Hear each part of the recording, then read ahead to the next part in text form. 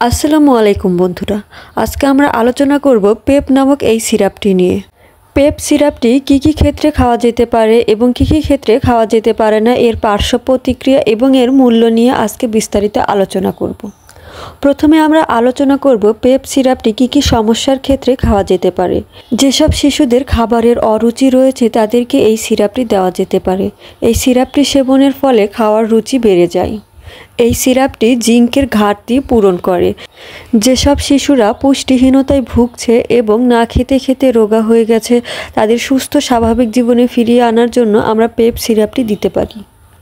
Diarrhoea এবং পেট ফাঁপা রোগের সমস্যার ক্ষেত্রেও আমরা পেপ সিরাপটি দিতে পারি। রোগ প্রতিরোধ ক্ষমতা বৃদ্ধির ক্ষেত্রেও আমরা পেপ সিরাপটি দিতে পারি। এছাড়া অনেক সময় দেখা যায় দীর্ঘদিন অ্যান্টিবায়োটিক খাওয়ার কারণে শরীর দুর্বল হয়ে গেছে, সেই ক্ষেত্রে আমরা সুস্থ স্বাভাবিকভাবে আবার চলাফেরা করার জন্য পেপ সিরাপটি দিতে পারি। এখন আমরা জানব পেপ সিরাপটি খাওয়ার নিয়ম।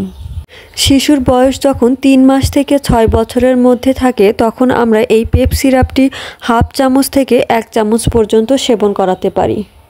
প্রাপ্তবয়স্কদের জন্য এটি ট্যাবলেট আকারে দোকানে পাওয়া যায়। যে কোনো ওষুধ কেনার পূর্বে আমরা অবশ্যই ওষুধের মেয়াদ দেখে কিনব। এছাড়াও যে কোনো ওষুধ সেবনের পূর্বে অবশ্যই ডাক্তারের পরামর্শ নিয়ে নেবেন, কারণ একজন ডাক্তারই বলতে পারবেন একজন রোগীর জন্য ঠিক কতটুকু মেডিসিন দরকার এবং কী পরিমাণে দরকার। এই পেপ সিরাপটি 36 টাকা থেকে 40 টাকা এর মধ্যেই পেয়ে যাবেন।